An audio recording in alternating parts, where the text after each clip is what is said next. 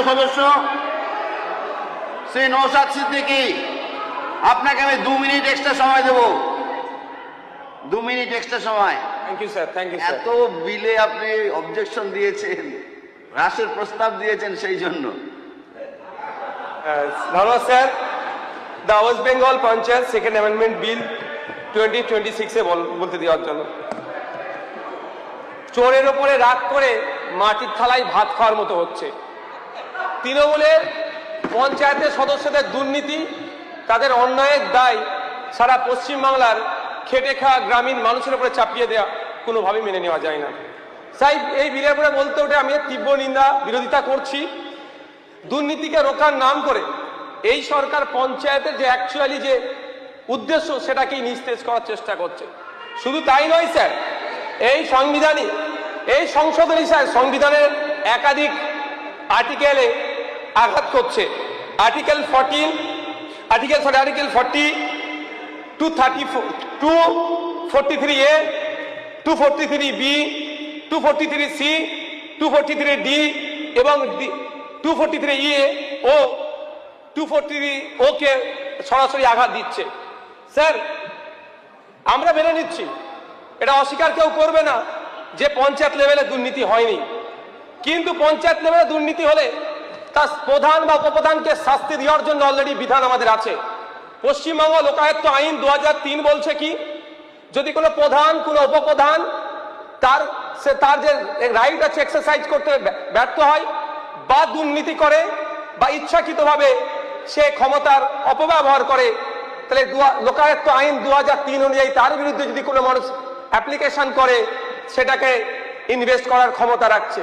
শুধু তাই নয়, প্রিভেনশন অফ করাপশন অ্যাক্ট 1988ও বলা আছে। দ্য ওয়েস্ট বেঙ্গল পঞ্চায়েত অ্যাক্ট 1973-তে দুটো প্রভিশন দিয়ে আছে, সেকশন 213 and সেকশন 12। সরাসরি এখানে পঞ্চায়েতের প্রধান উপপ্রধান কোন রকম দুর্নীতি করলে তার বিরুদ্ধে কি ব্যবস্থা গ্রহণ করা যায় সে কথা উল্লেখ আছে। স্যার, পঞ্চায়েতি রাজ সম্পর্কে আমি প্রথমে একটা ইন্ট্রোডাকশন দিতে চাই। পশ্চিমবঙ্গে 1973 সালে পঞ্চায়েতে আইনের মাধ্যমে ত্রিস্তর পঞ্চায়েত ব্যবস্থা প্রবর্তিত হলেও যা কার্যকর হয় 1958 সালে বামফ্রন্ট সরকারের মাধ্যমে। তার 1978 সালে বামফ্রন্ট সরকারের মাধ্যমে। তারপর থেকেই স্যার প্রতি 5 বছর অন্তর নির্বাচন হয়ে আসছে। 1978 সালের জুন মাসে এই 1973 সালের পশ্চিমবঙ্গের পঞ্চায়েত আইনের অ্যামেন্ডমেন্ট নিয়ে এসে সফল প্রথম পঞ্চায়েত নির্বাচন পশ্চিমবাংলাতে হয়, যার এই ভারতবর্ষের পঞ্চায়েতি রাজ ইতিহাসে এক সফল মাইল ফলক হিসাবে বিবেচনা করা হয়। এবং 1992 সালের 73তম সংবিধান সংশোধনীর আগে পর্যন্ত এটাকে একটা গুরুত্বপূর্ণ দৃষ্টান্ত হিসাবে বিবেচনা করা হতো। আসলে স্যার, পশ্চিমবঙ্গে প্রথম পঞ্চায়েত নির্বাচন 1956 সালে হয়েছিল, আইন তৈরি হয়েছিল 1956 সালে, ওই বছরই নির্বাচন হয়েছিল। তারপরে দ্বিতীয়বারের জন্য 1963 সালে আইন তৈরি হয়, নির্বাচন হয়। কিন্তু দুটো নির্বাচনেতেই দেখা গিয়েছে গ্রামের খেটে খাওয়া মানুষের অনুপস্থিতি এবং তাদের পঞ্চায়েতে তাদের অ্যাচিভ তারা করতে পারতো না। ফলে ত্রিস্তরীয় পঞ্চায়েত ব্যবস্থা 1978 নিয়ে এসে প্রথম লক্ষ্যই ছিল ক্ষমতার বিকেন্দ্রীকরণ ঘটিয়ে তৃণমূল স্তর পর্যন্ত এর পরিষেবা পৌঁছে দেওয়া। একসময় গান্ধীজি গ্রাম স্বরাজের কনসেপ্ট দিয়েছিলেন, গ্রামের হাতে ক্ষমতা, স্বশাসনের যে গণতান্ত্রিক বুনিয়াদ তার সার্থক অনুশীলন গ্রাম পঞ্চায়েতের মাধ্যমেই সম্ভব।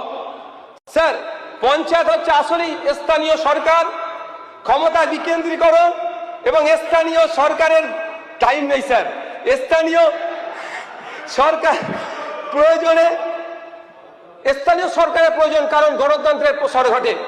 স্যার, গণতন্ত্র আর উন্নয়নের সাথে এই প্রশ্নই অবিচ্ছেদ্যভাবে একে অপরের সাথে জড়িয়ে আছে। স্যার, কেন্দ্র সরকার বলুন বা রাজ্য সরকার যে কোনো প্রকল্পই স্থানীয় সরকার বা পঞ্চায়েতের মাধ্যমেই সম্পন্ন করে। পঞ্চায়েতকে তাই ফান্ডামেন্টাল ইউনিট অফ ডেমোক্রেসিও বলা যেতে পারে। কিন্তু আমরা কি দেখছি স্যার, কি হচ্ছে এই বিলের মধ্যে, সংশোধনীর মধ্যে? ক্ষমতার কেন্দ্রীকরণ, সেন্ট্রালাইজেশন। যে কাজটি বিগত দিনে তৃণমূল সরকার শুরু করেছিল, এই বিজেপি সুন্দরভাবে তাই সেটাকে প্রাতিষ্ঠানিক রূপ দেওয়ার চেষ্টা করছে। আমরা নির্ভর হলে কি স্যার দুর্নীতি মুক্ত হয়ে যাবে? আমাদের জগন্নাথ বাবু বলছিলেন 100 দিনের কাজের কথা, আবাস যোজনার কথা, যত ধরনের দুর্নীতি হয়েছে আমি দায়িত্ব নিয়ে বলতে পারি, যদি সোশ্যাল অডিট হয় পঞ্চায়েতের সদস্য থেকে যারা আধিকারিকরা আছে তারাও এই দুর্নীতির সাথে জড়িয়ে আছে, এটা প্রমাণিত হবে। তাই স্যার শুধু স্বজন পোষণের কথা বললেই এটা এই আইন নিয়ে আসলে স্বজন পোষণ মন্দ হবে আমি বিশ্বাস করি না। কারণ স্যার যেগুলো সংশোধন করা হচ্ছে, যেমন 16B 45 সেকশন 214 এর দ্বারাই দেখা যাচ্ছে জনগণের দ্বারা নির্বাচিত জনপ্রতিনিধির ক্ষমতা কেড়ে নেওয়া হচ্ছে, ক্ষমতা খর্ব করে প্রশাসনিক আমলাদের হাতে ক্ষমতা তুলে দেওয়া হচ্ছে। পঞ্চায়েতি রাজের অ্যাকচুয়াল যেটা লক্ষ্য উদ্দেশ্য সেটাকে ডাইলুট করা হচ্ছে। স্যার এটা গণতন্ত্রের জন্য স্বাস্থ্যকর নয়, অশানী সংকেত বলে আমরা মনে করছি।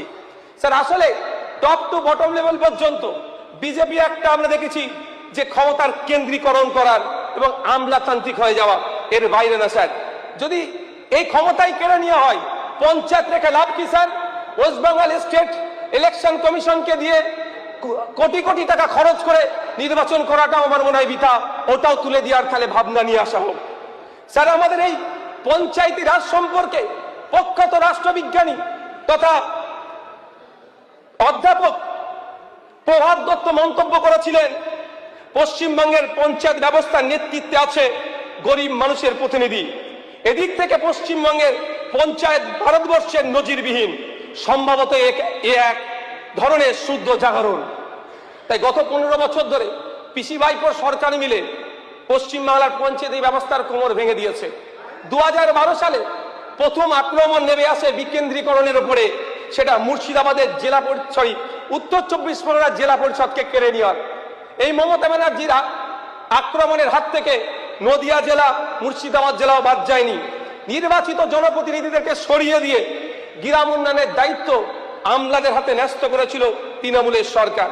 আর সেই কাজটি আজকে দেখছি এই সরকার আরো জোরদার করতে চাইছে।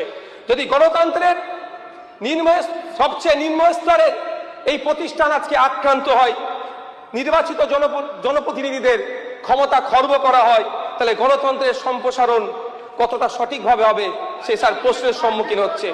স্যার আমরা সবাই দায়বদ্ধতা, সোশ্যাল অডিট, স্বচ্ছতা, ভিজিলেন্সের পক্ষপাতের বিরুদ্ধে নয়। আমি ব্যক্তিগতভাবে চাইব ভাঙড়ের 13টি অঞ্চল সহ রাজ্যের 3379টি অঞ্চলে সোশ্যাল অডিট করা হোক, জনসম্মুখে আনা হোক কোথায় কি দুর্নীতি অন্যায় হয়েছে কি, এবং এর বিরোধিতা আশা করছি কেউ করবে না। ভিজিলেন্স কমিশন গঠন করা হোক, স্বচ্ছতার জন্য ওয়েবসাইট ডিসপ্লে বোর্ড লাগানো হোক, টেন্ডার কোথায় কিভাবে হচ্ছে, কে পাচ্ছে না পাচ্ছে তার স্বচ্ছতা নিয়ে আসা হোক, কাজের হাল হকিকত অনলাইনে আপলোড করা হোক, সাথে সাথে কত টাকার টেন্ডার হচ্ছে সেইগুলো নিয়েও আলোচনা হোক, তাহলে একটা অ্যাকাউন্টেবিলিটি থাকবে। কিন্তু দুর্নীতির নাম করে গণতন্ত্রের এই বিকেন্দ্রীকরণের ভাবনাকে বাতিল করা বা জনগণের দ্বারা নির্বাচিত জনপ্রতিনিধির ক্ষমতা খর্ব করে এক্সিকিউটিভ পাওয়ারের হাতে তুলে দেওয়া এই গণতন্ত্রের জন্য শুভনীয় নয়। স্যার বিগত সরকারের আমলে দেখেছি জেলা পরিষদ থেকে শুরু করে বিভিন্ন 3 টায়ারের ক্ষেত্রে যখন যারা পরাজিত হয়েছে তাদেরকে ভয় দেখিয়ে বকলমে ক্ষমতা দখল করেছে। আজকেও কোনো না কোনো ভাবে সেই কাজের দিকে এগোচ্ছে। স্যার পরিশেষে আমি একটা প্রস্তাব রাখবো, যখন পঞ্চায়েত নিয়ে আলোচনা হচ্ছে, ওয়েস্ট বেঙ্গল স্টেট ইলেকশন কমিশনের আন্ডারে এটা চলে, রাজ্যের বিভিন্ন প্রান্তে কান পাতলে শোনা যায় যে জনপ্রতিনিধিদের শিক্ষাগত যোগ্যতা নিয়ে ভারতবর্ষের অনেক রাজ্য আছে, যেমন আমি হরিয়ানার কথা যদি বলি, সেখানে দেখা যাবে জেনারেল মেল ক্যান্ডিডেটের ক্ষেত্রে মাধ্যমিক পাস হতে হয়, জেনারেল ওমেন অ্যান্ড এসসি মেলের ক্ষেত্রে 8ম শ্রেণী পাস হতে হয়, তফসিলি এসসি নারীদের জন্য শুধুমাত্র পঞ্চায়েতের জন্য 5ম শ্রেণী পাস হতে হয়। শুধু তাই নয়, হরিয়ানাতে যে এতে পার্টিসিপেট করতে গেলে প্রত্যেকের বাড়িতে একটা ফাংশনাল টয়লেট রাখতে হবে, এও আইন আছে। তাই আমি অনুরোধ করব, আমাদের রাজ্যের ক্ষেত্রে অনেক পরিবর্তন সংশোধন আনছে, এটা আমাদের করা যায় নাকি ভাবা যায়, ভাবতে হবে। তবে হ্যাঁ একটা স্যার সমস্যা থেকে যায়, যারা ব্যাকওয়ার্ড আছে, এসটি, এসসি, ওবিসি আছে, তাদের ক্ষেত্রে শিক্ষাগত যোগ্যতা নিয়ে আমার সমস্যা হয়। তার জন্য আমাদের আইন করা দরকার। হয় 10 বছর, 12 বছর, 15 বছর একটা পিরিয়ড দিয়ে রাখতে হবে, যে এর মধ্যে তারা এডুকেশনটা কমপ্লিট করতে হবে। এটা করতে গেলে আরেকটা গ্রামীণ সমস্যার সমাধান হবে, যে স্কুল ছুট হচ্ছে, এই আগামী দিনে পঞ্চায়েতের কম্পিটিশন, ইলেকশনে আমরা দাঁড়াতে পারবো না, তাহলে আমাদের পরিবারের কেউ দাঁড়াতে পারবে না, তাদেরকেও স্কুলমুখী করবে। এক কাজে দুটো হবে, আমরা শিক্ষিত জনপ্রতিনিধি পাবো এবং স্কুল ছুটে বন্ধ রাখতে পারবো। পরিশেষে আবারও বলবো, এই ক্ষমতার বিকেন্দ্রীকরণকে যেভাবে কুক্ষিগত করা হচ্ছে, আবারও বিবেচনা হোক। দুর্নীতি, অন্যায় হয়েছে, তাদেরকে খুঁজে বার করা হোক, তাদের বিরুদ্ধে ব্যবস্থা গ্রহণ করা হোক। এখানে একটা জায়গায় বলা হচ্ছে, অদ্ভুতভাবে দেখছি, যে দল যদি চেঞ্জ করে নেয়, প্রতিনিধি যদি দল চেঞ্জ করে নেয়, তাকে কিভাবে খুঁজে পাবেন? স্যার, যদি সরকারি আধিকারিক দুর্নীতি করে গায়েব হয়ে যায়, তাকে কিভাবে খুঁজবেন? তাকে যেভাবে খুঁজবেন, জনপ্রতিনিধিকেও সেইভাবে খোঁজা যায়, যদি খোঁজার মানসিকতা আমাদের থাকে। মাননীয় সদস্য, আপনার সময় শেষ এই হয়ে আইন নিয়ে একটু আবারও বিবেচনা করা দরকার। ধন্যবাদ স্যার।